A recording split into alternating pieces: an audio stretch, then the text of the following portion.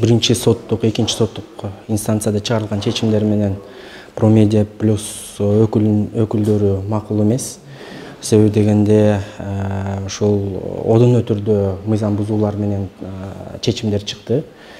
Ал чечимдер боюнча юридикалык жакка ошол жабык акционердик коом Вечерний Бишкекке 1 миллион сом өндүрүлүп атат. Мыйзамдар боюнча ошол эле жогорку соттун токтомунун пленуму боюнча юридикалык жактарга төлөнүп берилбейт моралдык зыян. Себеби дегенде моралдык зыянды ошол жаранга гана таандык. Ошол кандай кыйналганын, кантип баягы моралдык зыян тартканын ошол жаран гана көрсөтүп өзүнүн талабын кое алат. Башка юридикалык жактарга бул моралдык зыян өндүрүлбөйт.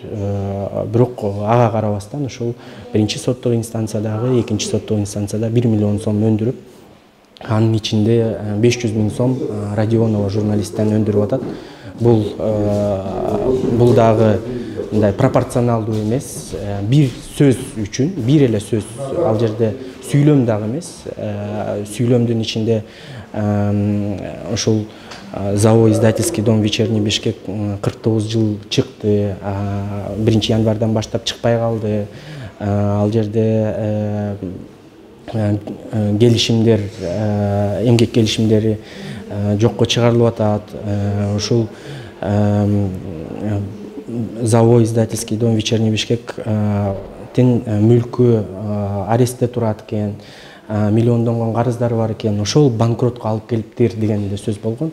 Ошонун ичинде баарын далилдеп бердик. 40 миллион сомго жакын карыздары бар экен мамлекеттик бюджетке. Ошону да төлөй албай атыптыр. Ошол банкрот деген сөздү колдонгон.